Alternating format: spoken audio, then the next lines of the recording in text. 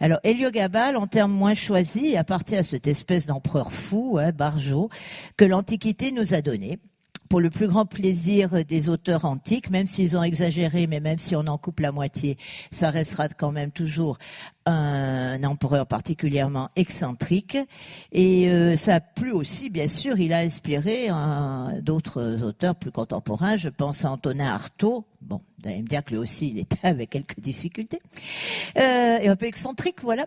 Qui, en 1934, lui a consacré un livre intitulé Héliogabale ou l'anarchiste couronné. Alors, rien qu'un titre comme ça, c'est un excellent titre, un beau titre pour une œuvre de commande en plus, mais par certains aspects, pour Antonin Artaud, autobiographique. Donc, cet empereur, en fait, hors du commun, mais je me suis rendu compte qu'il était peu connu. J'avais déjà fait un coup de cœur pour lui en avril 2012. Bon, donc je me dis maintenant il y a prescription, on peut peut-être recommencer.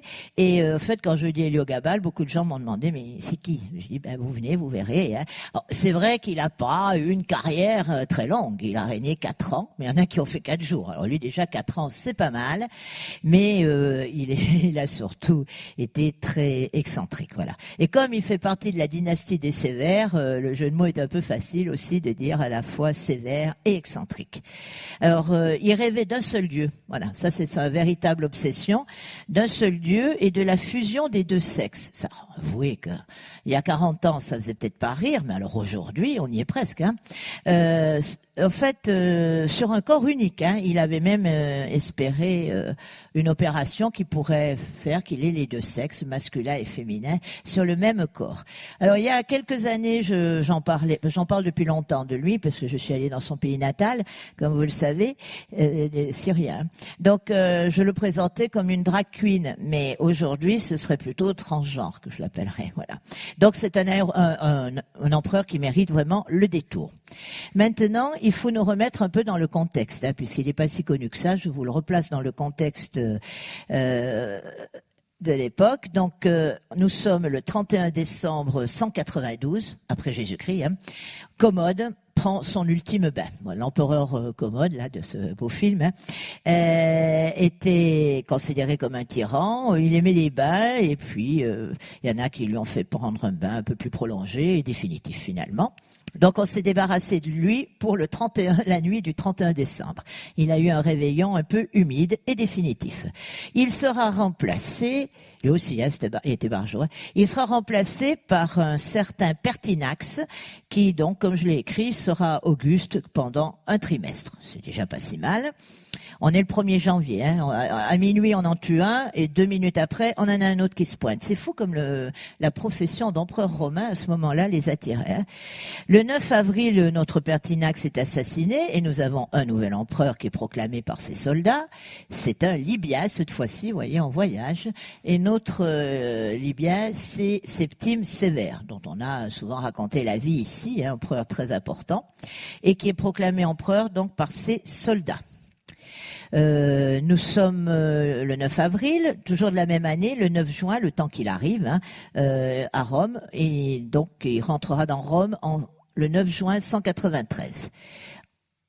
195, Septime Sévère consolide son pouvoir en se faisant reconnaître comme fils adoptif de Marc Aurèle. Donc, il a dans la titulature, parce que c'est ça qui est un petit peu compliqué avec ces empereurs de cette époque et de cette dynastie, c'est que eux, ils s'appellent Sévère, mais ils prennent des noms des anciens empereurs. Ça faisait bien de descendre de Marc Aurèle, par exemple, ça classait. Donc, ils prennent des surnoms, si vous voulez. Et puis, il a surtout 2 fils. Alors, celui-là qui est mon préféré, déjà, quand on s'appelle Caracalla, tous les collégiens, même si on n'aime pas le latin, du coup, Caracalla, on s'en souvient. Le genre de gars qu'on prend pas en stop. Moi, il reste au bord de la route, il arrivera jamais au Sainte-Marie. Et Caracalla qui a peut-être assassiné son père. Enfin, s'il l'a pas assassiné, il était plutôt content de s'en débarrasser pour lui prendre sa place. Mais il n'y a pas que ça. Il avait un frère. Septime Sévère avait 2 fils et il avait un frère qui s'appelle Geta, donc les frères ennemis, dont on a beaucoup de peine à vous montrer des représentations pour la bonne raison qu'il a été traité par cette tradition qu'on appelle la damnation de la mémoire, damnatio memorae, c'est-à-dire que partout où son visage où son nom apparaissait. On martelait, très efficace pour tomber dans les oubliettes de l'histoire. Pour la petite histoire, Caracalla est né à Lyon. Bon, c'est pas non plus une tare pour les Lyonnais. Bonjour, bonjour, venez. Ça fait 2000 ans qu'ils vivent, ils attendront une minute de plus. Et Caracalla donc sera également assassiné. Voilà, ça c'est le fratricide. Alors, et dans les bras de sa mère. Vous voyez à gauche, maman, la mère de Caracalla et Geta, Madame Septime Sévère, c'est une Syrienne, Giulia Donna. Elle avait un rôle très important, aussi bien politique, intellectuel, voire religieux, sur son mari. C'était une intello. Septime Sévère, c'était un soldat. Mais la Perse, c'est bien, vous voyez, pour gouverner l'Empire romain, il fallait des gars à poigne et en même temps quelqu'un qui ait des neurones. Là, en l'occurrence, c'était elle. Vous n'êtes pas surpris. Et donc, malheureusement, elle n'est pas gâtée avec l'un tue l'autre dans les bras de sa mère. C'est un tableau de Roche-Crosse, des scènes qui ont inspiré l'art pompier. Hein, ça, on en avait parlé il y a quelques semaines. Alors, après l'assassinat de Caracalla, nous avons un mort. Hein, il s'appelle Macrin. Lui aussi, il va pas faire long feu. Macrin prend le pouvoir en 217 et un an après, il est expédié et remplacé, enfin exécuté donc, par un empereur qui a 14 ans, hein, donc un empereur adolescent qui s'appelle Héliogabale et qui va prendre les commandes du pouvoir pour 4 ans. Alors cet Héliogabale, il appartient à la dynastie des Bassanius. Voilà, pour avoir une petite idée en image, ça vous pouvez l'apprendre par cœur. Septime Sévère avait épousé donc, comme c'est écrit, en second de noces, une Syrienne, Giulia Donna, qui est fille d'un roi prêtre d'Émesse, qui s'appelait Bassianus. En fait, Bassianus, c'est un nom latinisé, mais c'est un bédouin. Hein. C'est une tribu de bédouins et ils étaient originaires d'Émesse. Donc Septime Sévère, de sa femme, a 2 fils, Caracalla et Geta, donc maintenant ils sont tous les 2 morts. Et Giulia Donna avait une sœur, et c'est elle qui nous intéresse aujourd'hui, c'est Giulia Maessa, qui avait 2 filles. Vous voyez, qui ont eu 2 fils, dont un, Héliogabale, à gauche, donc, et celui, notre petit héros du matin. Alors, pour la situation géographique, c'est une ville dont je vous parle souvent parce qu'évidemment, dans l'Antiquité, Émèse était très très importante. Dans l'actualité, c'est hélas aussi dramatique. Et Palmyre, dont on a parlé avec Zénobie, bien sûr. Donc, vous voyez, cette famille des Bassianus qui régnait sur ce petit royaume d'Émèse sont apparus dans l'histoire en 64 avant Jésus-Christ, hein, donc 3 siècles auparavant, quand un chef arabe avait défait les Séleucides. Les Séleucides, si vous vous rappelez, ce sont un des successeurs séleucos d'Alexandre le Grand. Donc cette famille s'était bien implantée, elle avait une position géographique extrêmement stratégique parce que elle est à la rencontre de l'axe nord-sud, Alep-Damas, et est-ouest, Palmyre et la Méditerranée, Antioche en particulier. Donc c'est extrêmement stratégique. Hein. Et Palmyre va prospérer grâce au commerce, hein, aux produits de l'Inde, de l'Arabie, tout ça vers l'Occident hellénistique, et elle va continuer à prospérer avec les Romains.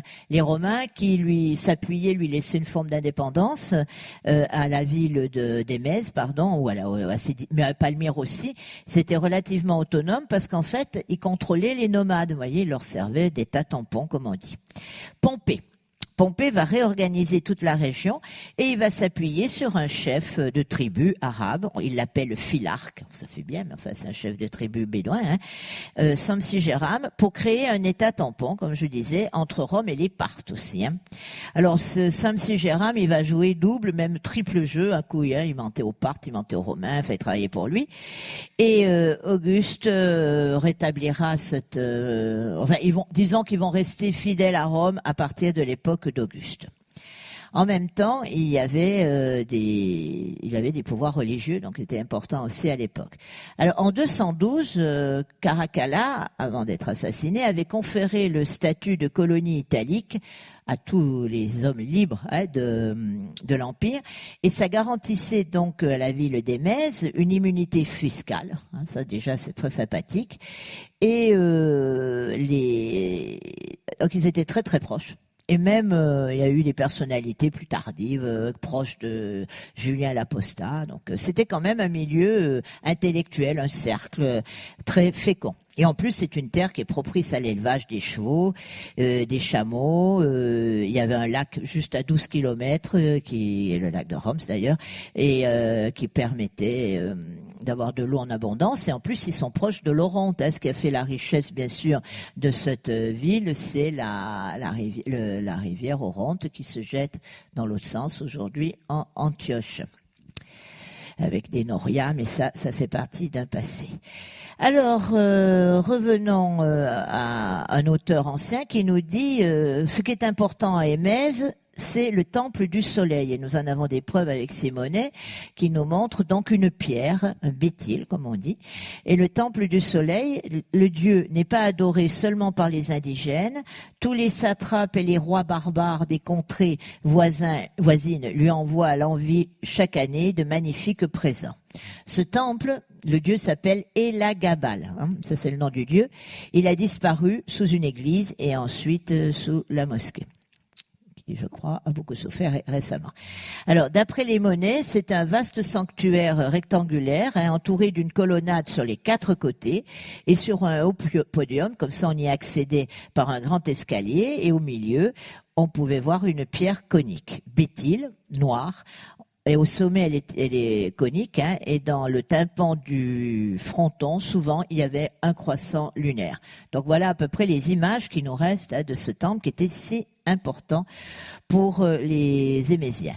L'hôtel monumental au centre était, pour vous donner une idée, ça devait ressembler à ça, puisque c'est le temple de Bel à Palmyre, au niveau de la construction. Il faut l'imaginer un petit peu comme ça, dans le style, avec des escaliers sur un haut podium. C'est très richement décoré, puisque de toute façon, ils étaient très riches.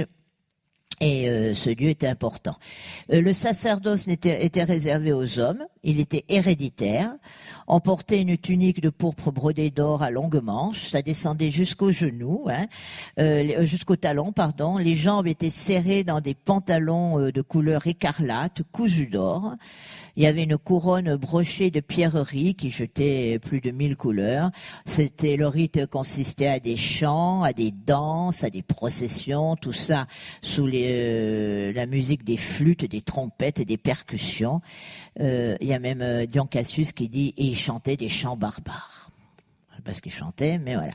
Alors le dieu Elagabal, ça vient un dieu de la montagne, et ça vient du grec Elagabalos, mais aussi de l'arabe Hila Hal-Gabal, Gabal, Djebel, la montagne, le Djebel, selon les prononciations, selon les régions. Donc c'est c'est entre et Héliogabal, c'est l'association de Hélios, le mot grec soleil, et Gabal, la montagne, qui à l'origine est un mot arabe. Alors, c'est un béthyle, c'est-à-dire une pierre qu'on a pu parfois comparer à la Kaaba. Vous savez qu'il y a une pierre noire qui a été apportée par Abraham, par Gabriel, et donc c'est un cadeau venu du ciel, le béthyle. Et ça, donc c'est en fait l'union du soleil et de la montagne. Alors maintenant, on peut se demander comment des filles de Bédouins, du grand prêtre d'Émèse, sont devenues des impératrices romaines. Donc Julius Bassianus, notre prêtre, avait 2 filles, Julia Massa, Julia Donna. Alors comme je vous ai dit tout à l'heure, c'était une intellectuelle, et en plus elle avait eu un horoscope dans sa jeunesse qui lui prédisait un avenir d'épouse de roi. Donc elle avait épousé Septime Sévère sans hésiter en 187. À ce moment-là, il était simplement gouverneur de la Gaule lyonnaise. Donc, il n'était peut-être pas appelé à un brillant avenir, mais elle a cru à son horoscope. Elle va partager le pouvoir quand Septime Sévère mourra. Et il va mourir à York, en Écosse presque. Elle partagea le pouvoir avec son fils Caracalla. Elle était à Rome et lui faisait la guerre. Parce que Caracalla, bon, il a une sale gueule, c'est sûr, mais on ne va pas lui faire un délit de faciès. C'est pas un tendre, mais personne l'était. Mais c'est un grand soldat, un stratège, donc il valait mieux. Il avait compris, il laissait le pouvoir à sa mère, de même qu'auparavant son père s'était appuyé sur sa femme, vous voyez. Donc quand Caracalla assassinée, elle va se laisser mourir de faim, mais en même temps, elle était rongée par un cancer du sein. Julia Messa, à côté, donc sa sœur, elle mariée avec un chevalier romain. certainement apparenté à la dynastie des Mèdes, qui va monter rapidement en grade, le mari, grâce à son beau-frère, hein, et il deviendra le mari de Maïssa, parce que vous voyez que les hommes ici, on les a même pas en photo. Hein. Maïssa, gouverneur de Réti, c'est-à-dire le Tyrol, les Grisons aujourd'hui, une partie de la Lombardie, et il va mourir à 70 ans, donc ce qui est quand même tout à fait honorable. Maïssa, donc la voilà veuve, elle est ambitieuse. C'est une politique retorse. Elle reporte tous ses espoirs vers ses 2 filles. Donc nos 2 donzelles là, les petites filles du Bédouin, Sohamias et Mamae. Sohamias, Turcan. Robert Turcan a écrit un livre sur Héliogabale, et puis c'est un spécialiste des cultures orientales hein, dans l'époque romaine. Il a écrit, c'est pour ça que je le cite, c'est lui, elle fait des œillades jusque sur les monnaies comme une Vénus de Carrefour. Je ne sais pas si vous voyez l'œillade, mais enfin bon. Donc c'est un peu une gourgandine, hein, elle est prête à tout. Voilà. Elle n'est pas farouche. Elle va épouser un chevalier qui s'appelle Sextus Varius Macellus, originaire d'Apamée, donc un local lui aussi. Mais Varius, ça fait romain. En fait, c'est encore une romanisation d'un nom arabe, hein, qui veut dire la lune. Donc de toute façon, en 204, elle va accoucher de son fils et elle sera veuve en 217. Et Mamae, elle a hérité de sa mère, donc c'est celle de droite, la ténacité. Donc il y en a une qui est une dragueuse, on va dire, un peu frivole, hein. Et l'autre, elle a hérité la ténacité intelligente hein, et le réalisme politique. Donc en première noce, elle va épouser un personnage de rang consulaire. Et veuve ou divorcée, on ne sait pas trop, elle va se remarier avec un gars qui venait de Saint-Jean d'Acre, Acré en Phénicie. Donc vous voyez que quand même, elle reste dans leur domaine ethnique, si vous voulez. Et elle va accoucher, elle aussi, en 205, d'un garçon qu'on appellera Alexianus Bassianus. Donc ensuite, il y a l'épisode de Macrin, qui avait un fils lui aussi, qui s'appelait Diaduménia. C'est pour ça que je vous ai montré, parce on voit qu'il est jeune, et puis il a les cheveux frisés, hein, du mort. Et donc, ils ont eu peur qu'avec un fils, il y ait une nouvelle dynastie qui s'installe. D'autant plus que depuis que Caracalla avait été assassiné et que Macrin avait pris le pouvoir, donc le père du petit jeune là, elles avaient été exilées, elles n'avaient pas été tuées, mais elles avaient été exilées de Rome, chassées de Rome. Vous pensez bien qu'il n'allait pas s'encombrer avec des redoutables syriennes, et il les avait renvoyées dans leur foyer, donc elles étaient à Émèse. Mais Julia Mama et Maïssa, la grand-mère, elle était riche. Et ça lui manquait.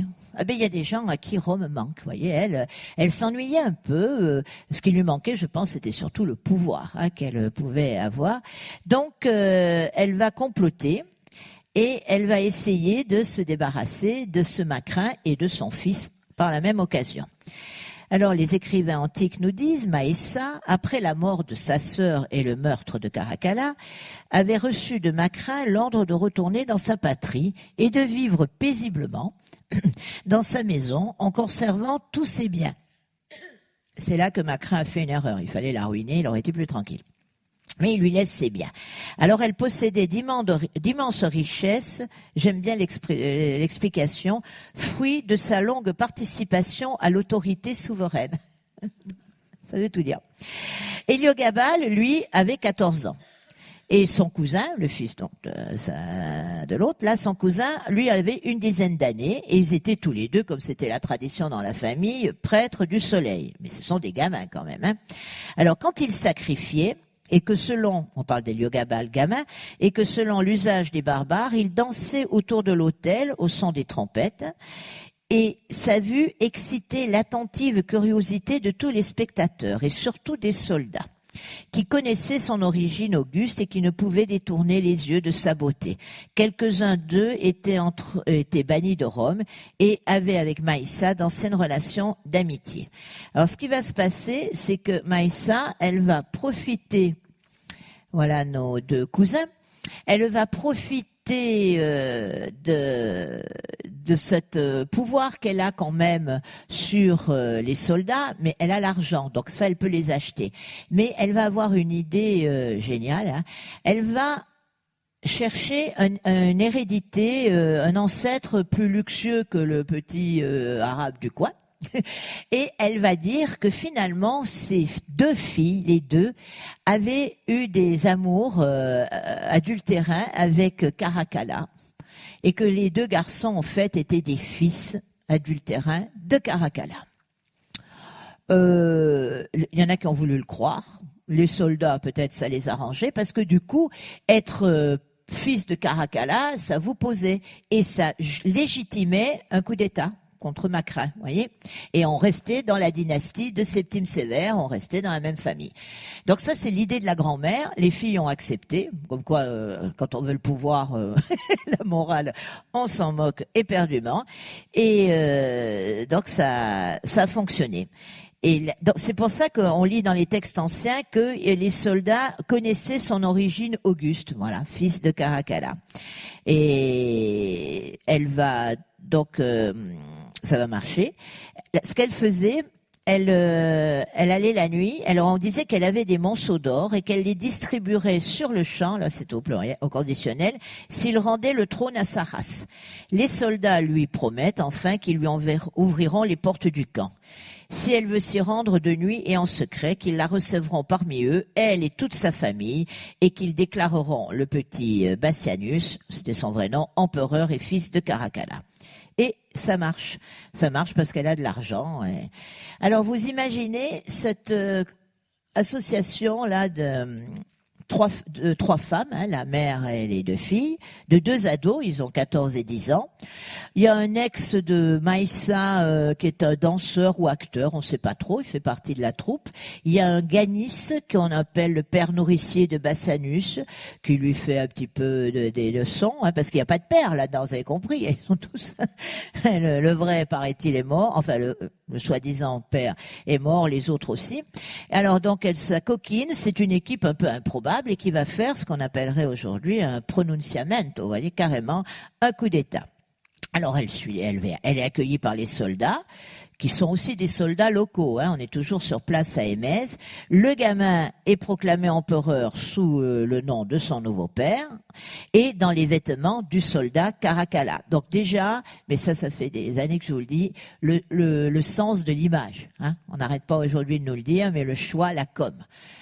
Il y a des fois, je regrette que nous n'ayons pas des conseillers en communication auprès de nos présidents actuels aussi doués que ceux qu'avaient nos empereurs romains. Bon, je vous dirais que là, en l'occurrence, c'est des femmes, hein. Peut-être que c'est ça qui fait la différence, hein. Donc la grand-mère, les deux filles, les deux garçons, j'ai du mal à imaginer tout ça. Au milieu des soldats, alors il y aura une bataille évidemment parce qu'il y a des soldats qui restent fidèles à l'empereur Macrin, hein. C'est un coup d'État et à un moment donné, on s'aperçoit que les révoltés faiblissent un peu, ils ont un coup de mou. Alors Maïssa, toujours génial, va s'élancer avec sa fille et le gamin au milieu des soldats. Elle se jette dans la mêlée à cheval et miracle, ils sont vainqueurs. Ils avaient besoin d'avoir un catalyseur. Ça, et d'ailleurs, le Macrin, là, il s'enfuit, là, devant la vieille déchaînée. Et son gamin, Diadumain, sera tué un peu plus loin. Lui, à Zeugma, lui, il sera égorgé à Xaraï. Bon. Le clan des Syriennes a gagné. Maïssa va pouvoir retourner dans la ville éternelle et retrouver son logement, mais surtout son pouvoir. Parce qu'évidemment, le gamin, il a toujours que 14 ans. Donc vous avez bien compris. Et que les filles, c'est juste bon à faire des enfants pour elle. Hein, donc c'est elle le chef. Maïssa. Alors il faut aller à Rome. On y va à pied naturellement et on va prendre un peu du temps, hein, quasiment 2 ans. D'abord il va rentrer à Antioche. Alors c'est comme ça qu'on le sait parce qu'on va frapper des nouvelles monnaies à l'effigie de ce nouvel empereur. Il va préparer un message qu'il adressera au Sénat, où il fait référence à Auguste et à Marc Aurèle. Alors pourquoi Auguste ? Parce qu'il a le même âge, à peu près. Hein. Auguste avait 18 ans, mais le temps qu'on l'ait élu, Héliogabale, et qu'il arrive à Rome, il a un petit peu grandi, donc il a à peu près 18 ans aussi. Et c'est donc la gloire de la jeunesse, et en plus qui venge son père assassiné. Vous savez que notre jeune Octave, ce perfide, s'est appuyé sur le fait de défendre son père César assassiné pour faire un coup d'État. Voilà, lui c'est pareil, le père assassiné étant Caracalla. Vous suivez ? Donc l'image, 2 siècles après, peu importe, et pour le Sénat, ça peut marcher. il va, pendant ce temps, la grand-mère organise l'épuration. Il va pas tout seul, hein. À Rome, il y va avec son dieu. Alors, le dieu qu'on appelle Elagabal, l'avantage, c'est un dieu qu'on peut transporter. Il n'est pas inamovible, hein. Je vous rappelle que c'est une petite pierre. Pardon. Et d'ailleurs, c'est une vieille tradition locale, hein, de transporter le bétil, donc la pierre. Vous voyez, on a ce relief de Palmyre, hein. Il est surtout célèbre pour les femmes voilées, parce qu'on dirait du Modigliani un peu. Mais là, je vous le présente surtout par le fait que le chameau transporte cette pierre qui représente le dieu et qui voyage, hein. On est quand même dans un milieu sémite où on ne représente pas l'image, on retrouvera ça plus tard, hein. Donc, il se balade avec sa pierre. Le voyage est très long. Il va s'arrêter dans des lieux prestigieux. Vous voyez, il essaye de légitimer, hein. C'est toute une mise en scène, hein, ce voyage. Et il va s'arrêter dans une ville en Cappadoce, donc en Turquie aujourd'hui, où avait vécu plutôt un certain Apollonius. La ville s'appelle Tiane. Alors Apollonius, nous aujourd'hui, on connaît pas tellement, sauf si on est spécialisé dans les religions et le début du christianisme, mais c'était une sorte de gourou, hein, qui se faisait passer, qu'on pouvait appeler Christ aussi, parce qu'il faut pas oublier que le mot Christ, au début, ça signifie loin. Ou le béni, si vous voulez, et ça, il y en avait d'autres.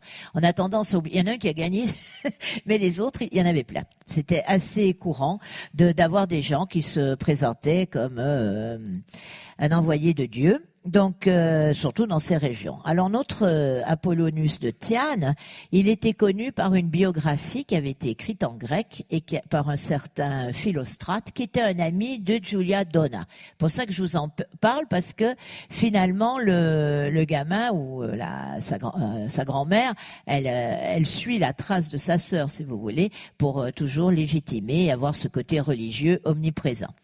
Alors, il était mort depuis longtemps, hein, quand Philostrate a écrit la biographie, notre Apollonius. Ce qu'on sait, c'est qu'il était né de parents fortunés, tout à fait au début de l'ère chrétienne. À 14 ans, on l'envoie à Tarse pour étudier. Ensuite, il ira même à Égée, c'est dans le temple d'Esculape. Et vers l'âge de 20 ans, il hérite de tous les biens familiaux. Donc, on est dans une bonne condition, qu'il va partager avec son frère, qui menait une vie dissolue. Il va distribuer une part de sa fortune à ses proches parents, car il estimait qu'il avait peu de besoins personnels et que de toute façon, il n'allait pas se marier. Donc ça, c'est une source d'économie, le célibat, on le sait bien. Alors il mangeait seulement, c'est un écolo avant l'heure celui-là, un végétalien même, il mangeait seulement des produits de la terre, fruits et légumes, afin, disait-il, de se purger l'esprit. Il ne buvait pas de vin, qui trouble l'esprit. Il fit vœu de silence pendant 5 ans. Pour prêcher, c'est un peu délicat, mais enfin, durant lesquels il voyagea et étudia. Et puis, après, on a un trou dans sa biographie. Pendant 15 ans, on ne sait plus où il est. Il a disparu. Et on le retrouve, et là, il parle. De nouveau, on le retrouve à Antioche, notre Apollonius. Il va consacrer ses matinées aux choses divines et les après-midi aux enseignements de la vie morale et pratique. Donc, grand voyageur, hein, si on en croit son biographe. Il va aller jusqu'en Inde. Rendez compte, dans la vallée du Gange. Là, il va rencontrer des bouddhistes. Selon les commentateurs, il serait parti en Inde à la recherche d'une communauté particulière et il revint chargé d'une mission. Voilà, c'est les chemins de Katmandou avant l'heure. On signale sa présence à Babylone, à Ninive, à Chypre et puis finalement en Ionie. Il revient un peu chez nous. Et en 66, il est à Rome. C'est sous le règne de Néron, hein, et ce dernier va promulguer cette année-là, en 66 après Jésus-Christ, donc un édit proscrivant les philosophes. Donc, il préfère se réfugier en Espagne. Entre-temps, pendant son séjour à Rome, il avait rencontré Paul, autre personnalité. Et il va de l'Espagne, il ira en Sicile, et il remonte en Égypte, il va jusqu'en Éthiopie. Bref, il a fait le tour du monde. Et quand il revient à Rome, il va attirer la suspicion de l'empereur de l'époque, qui s'appelait Domitien, qui va l'emprisonner. Et puis il y aura un tribunal. Là, quand même, c'est vrai qu'on voit qu'à Rome, il y avait quand même une forme de légalisme. Hein, il y aura un procès qu'il va gagner et il est acquitté. Donc, vous voyez, c'est une belle histoire finalement.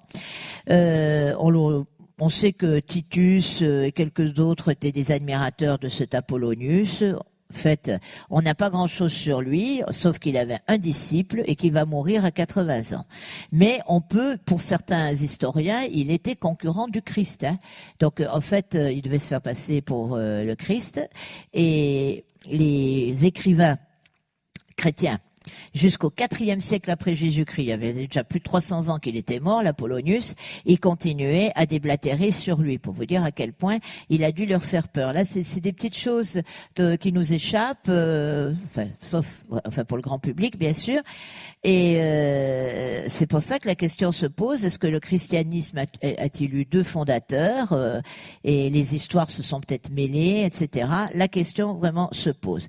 De toute façon, si Saint Jean Chrysostome, on est au IVe siècle, le traité d'imposteur et de suppôt de Satan. Quoi qu'il en soit, aujourd'hui, en Suisse, à Genève, il y a une loge maçonnique du Grand Orient qui porte son nom. Apollonius de Thiane.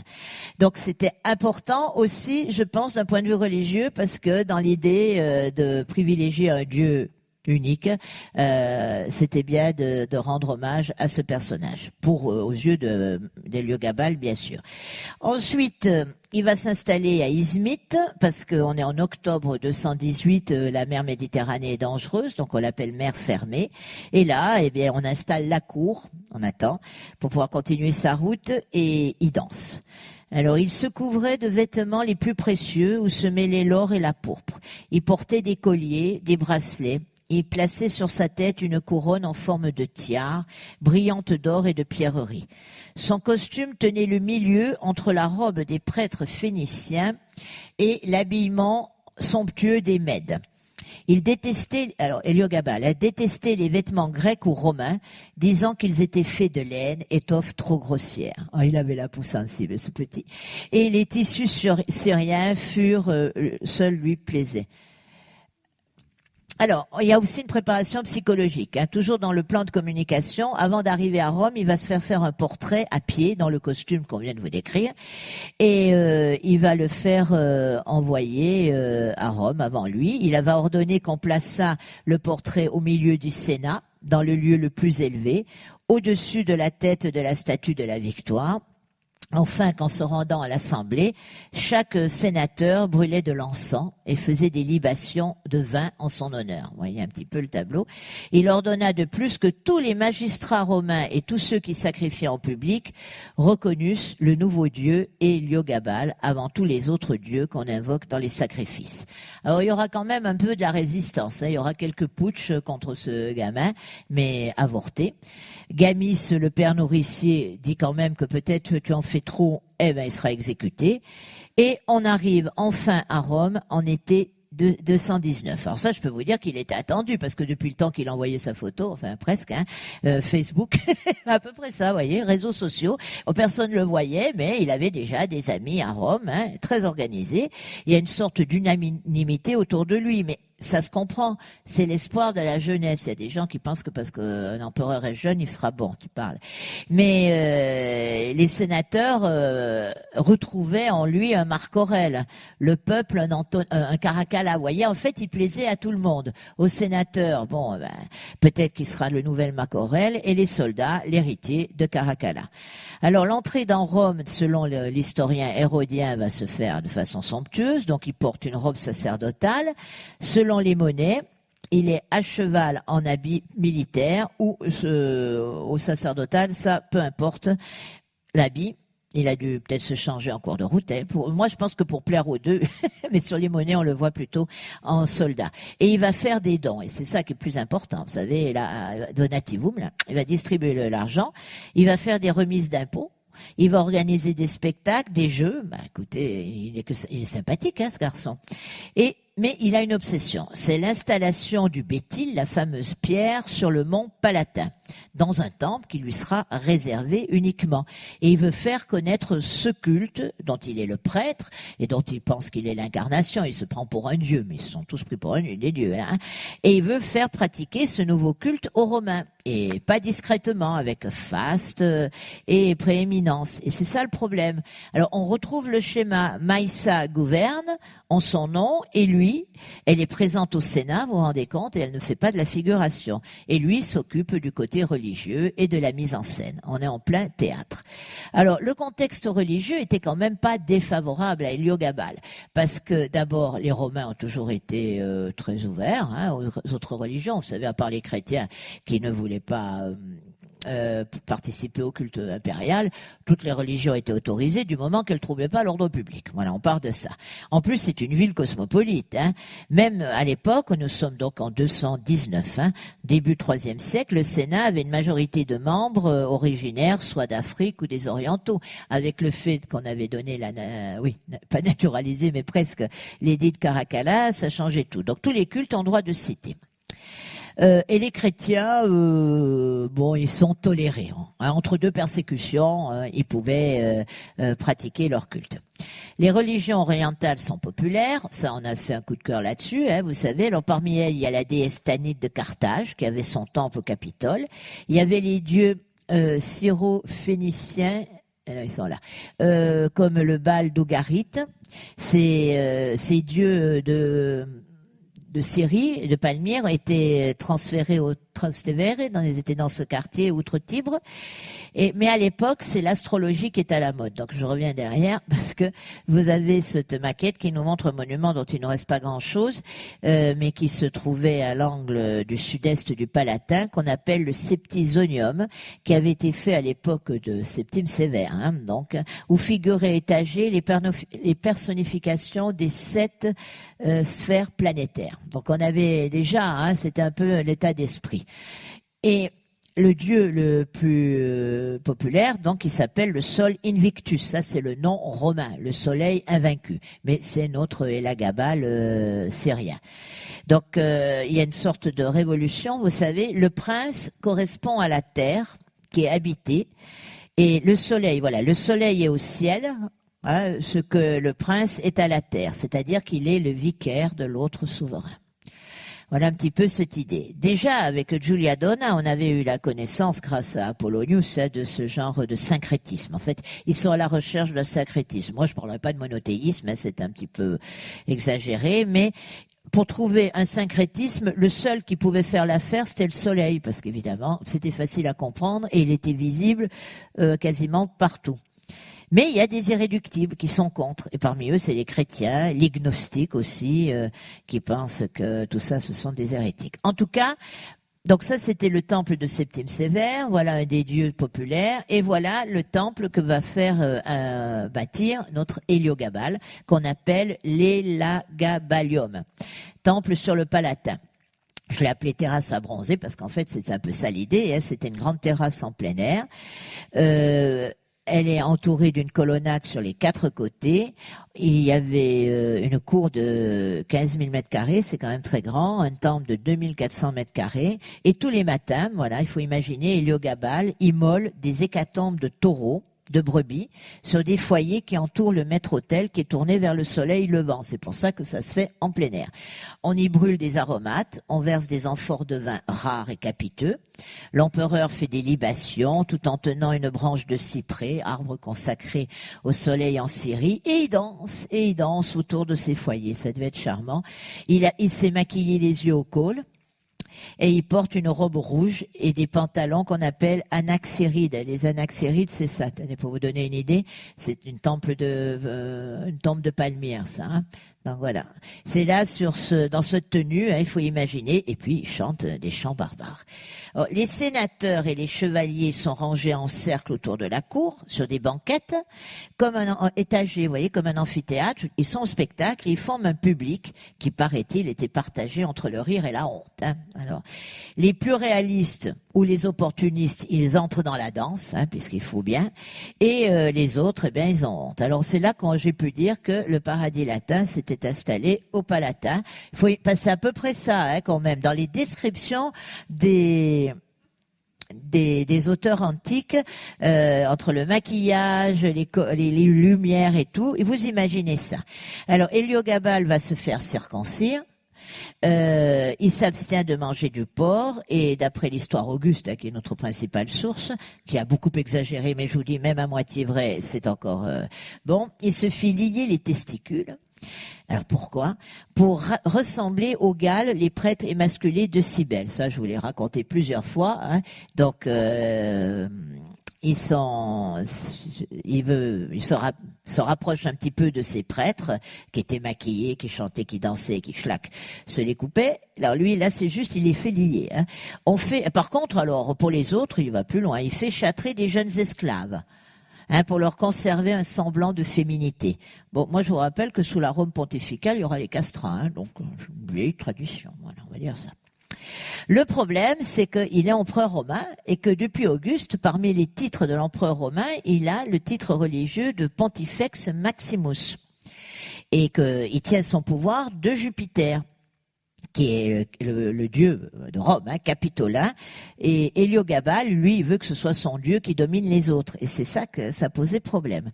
Alors Rome a quand même, en plus d'être une ville cosmopolite, elle a des gris-gris, il y a un patrimoine religieux hein, à l'époque, il y a des fétiches comme la pierre noire de Pessinonte qui avait été ramenée pour la déesse Cybèle, donc là aussi il y avait déjà une pierre noire, il y a le sanctuaire de Vesta, qui renferme une idole en bois taillée. Tout ça, c'est que les textes, hein, j'ai pas d'image, hein, qu'on appelle, qui est une représentation grossière de la déesse Athéna, qui aurait été rapportée de Troie par Énée, rien que ça. Dans la curie des Saliens, on a 12 boucliers, c'était des prêtres les Saliens, enfin une congrégation on va dire, et 12 boucliers dont un est tombé du ciel. Donc vous voyez, ça on peut parler de gris-gris, archaïque, plus personne savait à plus ou moins à quoi il se rapportait, mais on pense qu'il protège Rome. Donc il faut en tenir compte de ça quand même. Et Héliogabale, il a le sens du rangement, malgré tout, avec son côté faux-folle là. Enfin, oui. Il va les regrouper.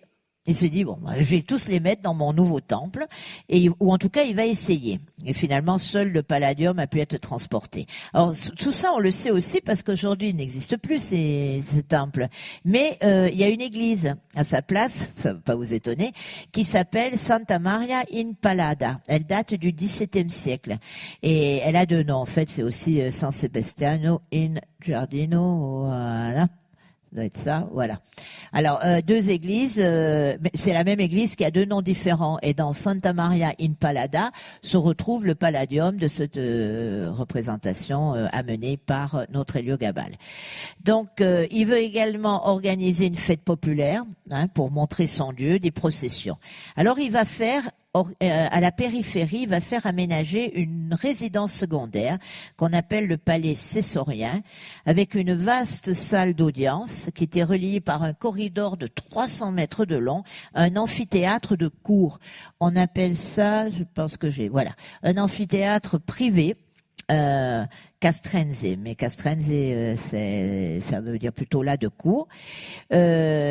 Qui lui-même, cet amphithéâtre privé, était relié à un cirque de 600 mètres de long. Il y avait un corridor couvert qui reliait toutes ces palais. Voilà un dessin du Piranèse, hein, vous voyez, au XVIIIe siècle. Il était mieux conservé qu'aujourd'hui. Enfin, aujourd'hui, c'est ça. Hein. Et surtout...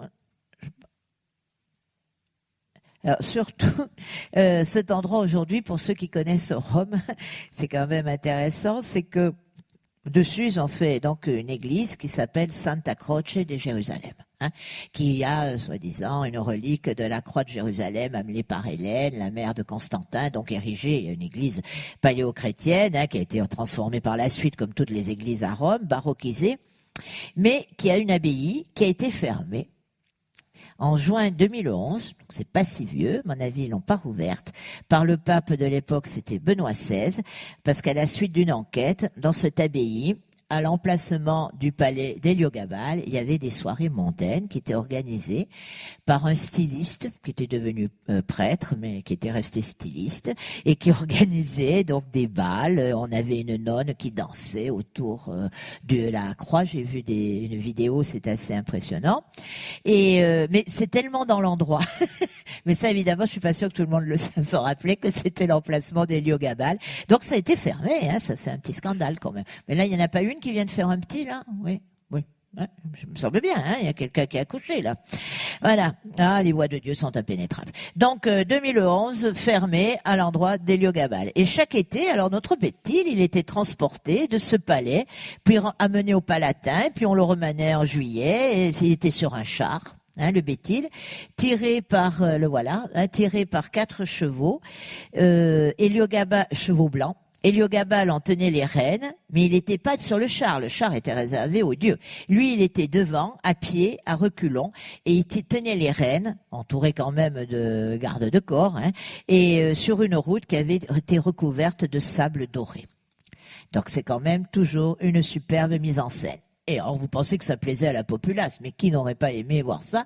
D'autant plus qu'on leur distribuait des cadeaux en même temps. On leur jetait des animaux vivants du haut de haute tour. Mon Dieu, 50 millions d'amis va nous attaquer. Et ça, mais quand même, hein, c'est des sangs et lumières qui nous fait quoi.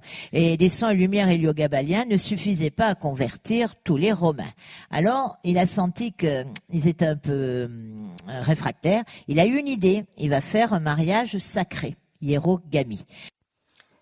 Sa première épouse, Cornelia Julia Paula, fille d'un juriste, Paul, hein, elle a 10 ans de plus que lui, il la répudiera quelques mois plus tard. Ensuite, deuxième épouse, il va tomber amoureux de la Vestale Aquila Severia et il va l'enlever. Car une Vestale, c'est comme une religieuse, hein, et elle doit rester 10 ans vierge, chaste, le temps de son exercice, mais lui, Héliogabal, il veut un enfant. Il veut un enfant né d'un grand prêtre et d'une prêtresse. Donc il va organiser le mariage cosmique de la terre et du ciel, ou si vous voulez, le feu de l'État romain et le feu solaire d'Héliogabal. Il aura une troisième épouse du nom d'Ania Faustina, dont voici la représentation. L'idée de la théogamie, c'est-à-dire un mariage entre divinités, c'est la grande idée d'Héliogabal, il veut relier le Palladium qui représente Athéna et le Béthil, son dieu. C'est un échec bien sûr.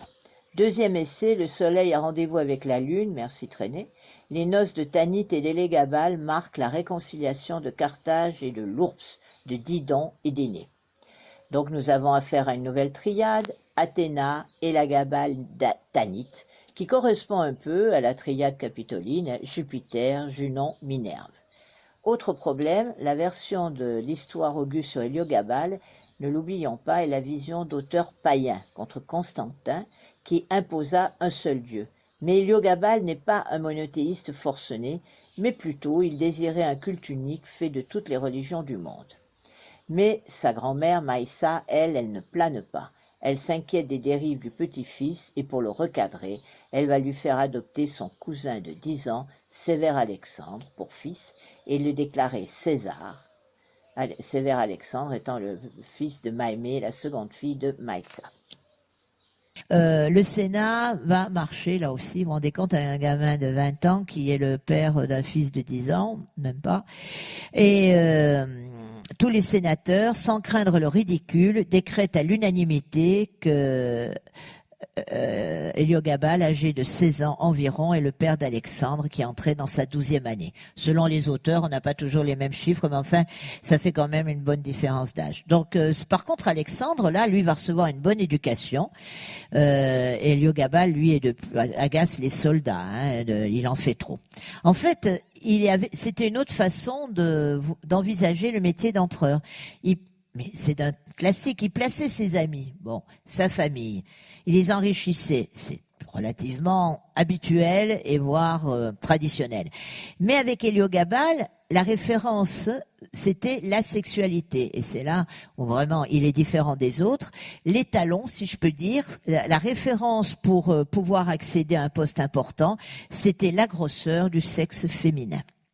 C'est ce qu'on appelle un critère de recrutement qui rompt avec la routine. Alors, c'était devenu une véritable obsession. D'ailleurs, il s'entourait on appelle ça des anabolènes, c'est-à-dire des personnages qui sont en fait, ça évoquait le pénis des ânes. Voilà. Non, un veut dire âne et l'autre mot en grec voulait dire dar. D'où cet âne finalement on lui prête tout, hein, les oreilles, têtu comme un âne et même voilà. Pour donc tout son entourage était des gars pour les films X. Voilà. Alors il va racheter, on est dans un vrai bordel. Hein, il va racheter les filles au proxénète. Il va les installer en assemblée générale. Alors ça, vous voyez le côté anard, moi qui est quand même sympathique. Hein, il va faire une assemblée générale de toutes les putes de Rome, et il les harangue en les appelant camarades. C'est beau ça. Hein. Il se renseigne sur les techniques professionnelles. Hein. Il est sérieux dans sa démarche. Il se montre curieux, assidu. Il participe. Il leur demande qu'est-ce qu'il faut faire, qu'est-ce qui fait le plus plaisir. Voilà, les positions, les caresses et tout. Il se prend un cours d'éducation sexuelle à l'Assemblée. Bref, il est en représentation perpétuelle. Il joue, c'est un seul gamin, il joue à ne pas être empereur.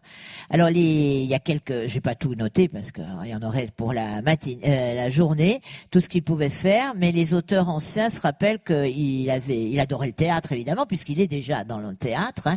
Donc il avait monté une scène avec Aphrodite et Paris, et là carrément notre Héliogabale s'était déshabillé, avait laissé tomber sa robe, il était en robe. Et c'est le jugement de Paris, et en public avait tendu ses fesses à Paris. Donc on n'avait pas besoin des sous-titres. On savait exactement ses préférences. Notre ami Lucien Gerfagnon, qui est quand même un écrivain pour lequel j'ai et qui nous a quittés récemment. Je vous ai toujours dit, hein, je sais plus les titres, mais vous allez à la médiathèque, vous prenez un bouquin de Gerfagnon et vous serez emballé par son style, son humour. Donc c'est pas un mec coincé, hein, monsieur Gerfagnon. Voilà ce qu'il nous dit d'Héliogabale. Gamin vicieux, grassouillé et fardé, débordant d'une lubricité d'autant plus ardente qu'il l'estimait liturgique. Et là, je pense qu'il a mis le doigt où ça fait mal, hein, parce que vous pensez que si tout est religieux, alors on est perdu. Syncrétisme religieux de la dynastie. Un empire, un peuple, un chef-dieu. Il a des obsessions érotiques et des folies surréalistes. De bonne foi, hein, ce gamin, le Dieu, roi, prêtre, vous voyez, il se prend pour les trois, se livrait à corps perdu aux extases d'un culte où la fornication tenait pratiquement toute la place. Un rituel d'importation qui tenait du bordel plus que du sanctuaire et laissait les vieux Romains perplexes. Exhibition à base de striptease et de sodomie, où il payait de sa personne. Alors là, on a un camé. Vous savez, j'aurais jamais de meilleure image. C'est Héliogabale à gauche, vous l'avez reconnu bien sûr. En pleine activité. Il avait un truc, il se faisait tirer par un char à bras tiré par des femmes entièrement nues. Donc vous pouvez le deviner. Alors ça, je crois qu'il n'est pas vraiment exposé. Certains disent que c'est un faux. Moi, j'en sais pas plus que vous là-dessus. Mais de toute façon, ça exprime bien. Les textes nous racontent ce genre de situation. Donc on peut dire qu'il a toujours eu un sens aigu du théâtre, hein, et il organisait des spectacles de plus en plus étonnants. On se croirait dans les soirées à thème de club de vacances. Hein, donc, il y avait des repas où les mets devaient avoir la même couleur. Alors, un soir, on dînait les mets, hein, pas que les vêtements. On mangeait que du blanc, un autre soir que du noir, un autre soir que du pourpre. C'est ce qu'on appelle des repas coordonnés. Il faisait des banquets surréalistes aussi, où on invitait que les chauves. Alors, un soir, il y avait que les chauves qui pouvaient manger. Une autre fois, c'est ceux qui avaient des hernies. Une fois, alors là, il a mis la barre haute, hein, un dîner où il n'y aurait que des prostituées, mais borgnes. Je suis sûre qu'il y en a qui volontairement seront crevés l'œil pour pouvoir dîner chez l'empereur. C'est marrant, hein, on est qu'en 218, 20 après Jésus-Christ, hein, on voit les surréalistes après.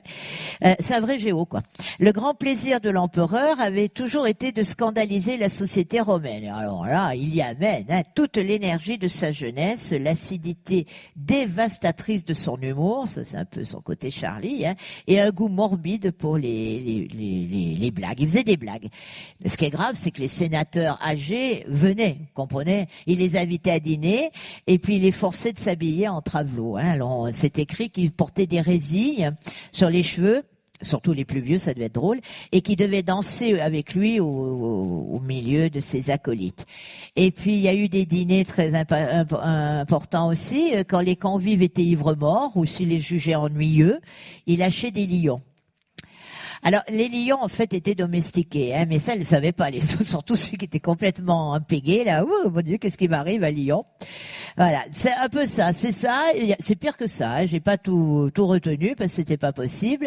Mais, vraiment là, par exemple, ce tableau, soirée à thème, parce que il les a asphyxiés avec ça. C'est un tableau de Alma, du 19e siècle. Et donc les personnages sont représentés enfouis par des pétales de rose. Dans les textes, on parle de violettes et qu'il en a tellement jeté que certains étaient étouffés. Voilà un peu notre Héliogabale. Alors en 222, on va dire que le jeu est fini. Game is over. Il sera assassiné par ses soldats. Donc au bout de 4 ans de folie. Rome en fait a vécu en spectacle, en show, voilà, des shows totalement déréglés, déjantés. Donc il y a un problème aussi, bien sûr. Les soldats commencent à en avoir assez, et il va être massacré. Et là aussi, c'est très symbolique, dans les latrines. Il s'était réfugié dans les toilettes, et où il s'était placardé. Donc je continue. Il va être jeté dans un égout avec sa mère, mais l'égout va le rejeter. Il va remonter de l'égout et il va régurgiter ce cadavre trop malsain. Donc finalement, les Romains vont le balancer du haut du pont Émilius sur le Tibre, et c'était de toute façon un geste rituel.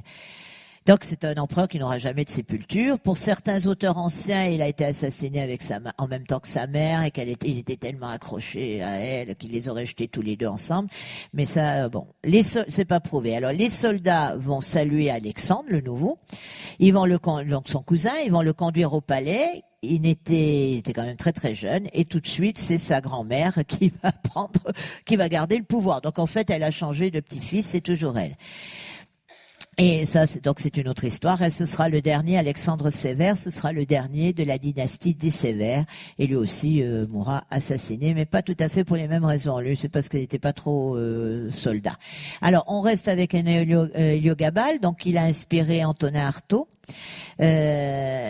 Artaud voyait en Héliogabale un empereur dépravé d'une Rome pourrissante, et c'était un exemple parfait pour son théâtre de la cruauté. Vous savez qu'il avait fait une théorie du théâtre de la cruauté. Selon un autre écrivain que j'aime beaucoup aussi, Le Clésio, donc ça n'a rien à voir, il a écrit « Qui n'a pas lu Héliogabale, mais celui d'Artaud, n'a pas touché le fond même de notre littérature sauvage ». Voilà, donc allez-y, lisez l'anarchiste Couronnus, ça se lit relativement bien. Notre Héliogabale, notre Antonin Artaud avait lu les auteurs anciens, et il dit « Je dédie ce livre au mâne d'Apollonius de Tyane ». Vous voyez, toujours ce personnage qui revient, contemporain du Christ, et à tout ce qui peut rester d'illuminé véridique dans ce monde qui s'en va. Je le dédie à l'anarchie et à la guerre pour ce monde. Ça, c'était l'introduction. Ça date de 1934. Ça a été publié chez De Noël Estelle. Et c'est une commande, mais bon, Artaud l'a fait quand même à sa façon. Donc, il va s'inspirer des historiens antiques. Et surtout, c'est un récit qui est à la fois mi-historique, mi-fictif, et il cite toutes ses sources. Il va développer une méditation métaphysique et mystique sur le thème de l'unité et de l'ordre cosmique. Voilà, c'est un peu ça l'idée. Artaud, alors je sais plus là, c'est Artaud et Héliogabale, ça revient un peu au même. On va réunir les deux grands principes cosmiques du féminin et du masculin. Il va réaliser en lui l'identité des contraires. Héliogabale, écrit Artaud, c'est l'homme et la femme. Et la religion du soleil, c'est la religion de l'homme. Mais l'homme ne peut rien sans la femme, son double, où il se réfléchit. Merci, monsieur Artaud, de se rappeler qu'on ne pouvait rien sans nous. On le savait. Alors, il va même inspirer un ballet de Béjart. Béjart a fait un ballet qui s'appelle Héliogabale, créé en 1976. La première partie sera donnée en Iran. C'était avant, là aussi. Hein. Vous imaginez, Nakai Rostam, c'est où on avait le relief de Valérien Prisonnier, dont on a parlé il y a un mois. Donc, en août 1976, le ballet est présenté pour la première fois là-bas, en Iran, et l'œuvre intégrale sera donnée à Bruxelles l'année d'après. Et la musique, donc, est de Verdi, et également une musique traditionnelle africaine. Donc j'ai pas trouvé de bonne vidéo pour vous les montrer, donc juste une image, mais vous voyez bien la recherche de l'union de l'homme et la femme. Donc finalement, je vous l'ai dit, qu'il voulait se faire opérer pour avoir les deux sexes sur lui. Moi, je pense que notre Héliogabal, il était un peu en avance sur son temps, parce que qu'est-ce que c'est ça, hein? C'est un peu pareil, hein, quelque chose près. Je suis pas allé voir sous les jupes de monsieur... de Conchita, je sais pas comment l'appeler. Donc je ne sais pas exactement comment ça se passe sous les jupes, mais enfin, il affirme une féminité tout en gardant une masculinité. Donc vous voyez, 2000 ans après, Héliogabal a encore des émules. Je ne sais pas s'il le connaît, mais s'il veut le savoir, moi je trouve qu'il y a un air de famille. Bon, c'est un peu psychanalyse d'auditorium, hein, tout ça, mais bon... Fallait bien. Donc, cette ère du syncrétisme, pour terminer là-dessus, c'est lié au cosmopolitisme. Chez lui, tout est prématuré, extravagant, hein, mais il faut pas oublier que, en même temps, ça va permettre aussi de faire fleurir le christianisme. Et le dernier, son successeur, à Héliogabal, donc son cousin Sévère Alexandre, c'est sous son règne que le christianisme va connaître un grand développement, parce qu'il baignait un petit peu dans ce culte d'un Dieu unique. La dernière fois, quand on a parlé d'Aurélien, et Dieu sait si c'était pas un tendre Aurélien ou un marrant, rien à voir, hein, bien sûr, avec Héliogabal, mais lui aussi, c'était un balkanique, hein, on avait dit que c'était peut-être c'était un Thrace, qui avait ramené son dieu, ces dieux qui étaient si populaires dans ces régions du Danube. Donc, le Sol Invictus, qui donnera dimanche, un peu plus tard. Et voilà, au Sole Mio, des deux faces, parce que je me suis dit, pour Héliogabal, il fallait ne rien oublier, ne rien laisser au hasard pour lui faire plaisir. Je pense que cet empereur qui n'a régné que 4 ans mérite quand même d'être un peu plus connu, hein, de son côté extravagant, bien sûr, artistique. Laurent, je dirais pas, on peut pas savoir s'il est sympathique ou pas sympathique. Bon, il était quand même très déjanté, mais ça fait du bien de temps en temps, hein, d'avoir quelqu'un de déjanté. Il a tué moins de gens que les autres, hein, tout compte fait, parce que il les faisait mourir de peur ou de rire, mais il les a pas tués. C'est la grande différence. Alors, merci.